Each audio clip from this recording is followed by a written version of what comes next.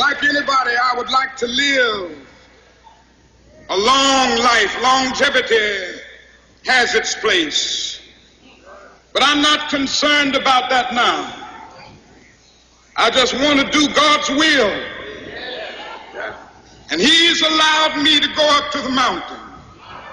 And I've looked over and I've seen the promised land. I may not get there with you, but I want you to know tonight that we as a people will get to the promised land.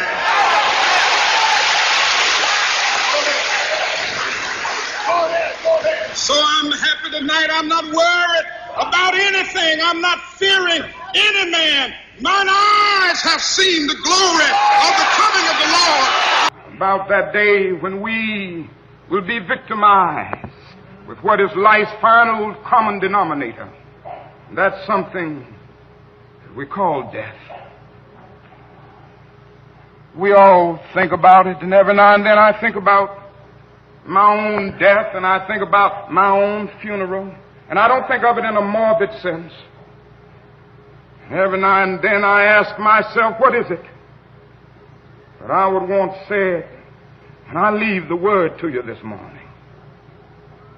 If any of you are around when I have to meet my day, I don't want a long funeral. And if you get somebody to deliver the eulogy, tell them not to talk too long. Every now and then I wonder what I want them to say. Tell them not to mention that I have a Nobel Peace Prize. That isn't important.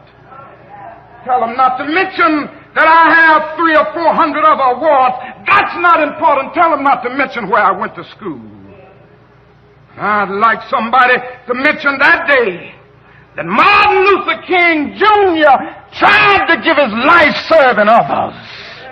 I'd like for somebody to say that day that Martin Luther King Jr. tried to love somebody.